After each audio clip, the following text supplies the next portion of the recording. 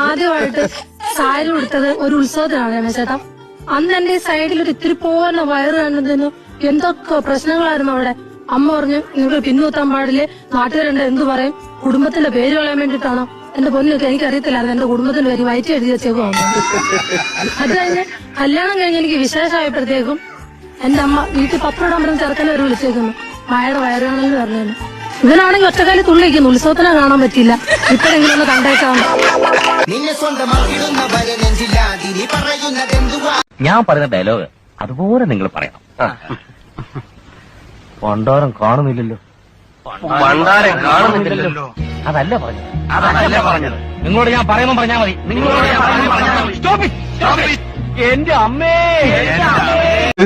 என்ன நடந்தது தேவசேனா? கோவிலில் பெண்களை ஒரு வரிசையில் வரச் சொன்னான். அப்போது அவர்களின் மேலே கைகளை வைத்து தடவினான். என் மீது கூட கை வைக்க பார்த்தான். விரல்களை வெட்டிவிட்டேன். நீ செய்தது தவறு. பெண்களின் மேல் கை வைத்தால் வெட்ட வேண்டியது விரல்களை அல்ல, தலையை.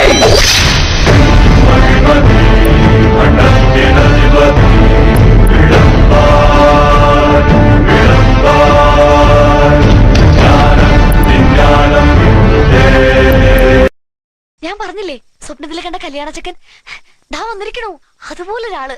ഗുരുവായൂരപ്പ, ഇന്ദ്രജാലക്കാരാ, എന്താപ്പ നിങ്ങന്റെ മറിമായം. ചെക്കൻ സുന്ദരനാട്ടോ, ഇഷ്ടാവും ആർക്കും.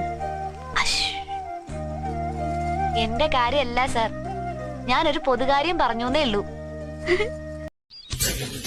എന്താ ഇങ്ങനെ തുറച്ചു നോക്കണേ? മനസ്സിലായില്ലേ? ആരാ? ഒരയൽവാസിയാണ്. ഓ, ഉണ്ണികൃഷ്ണൻ അല്ല ഉണ്ണിയേട്ടൻ. രാനുവേച്ചി പറഞ്ഞു വന്നൂന്ന്. കാണാം. നിങ്ങളുടെ കല്യാണം കഴിയണവരെ ഞാൻ ഇവിടെ തന്നെ ഉണ്ടാവും. നിങ്ങളുടെയോ? അതെ, അമ്പലപ്പാട്ടെ. ശരി, പോട്ടെ.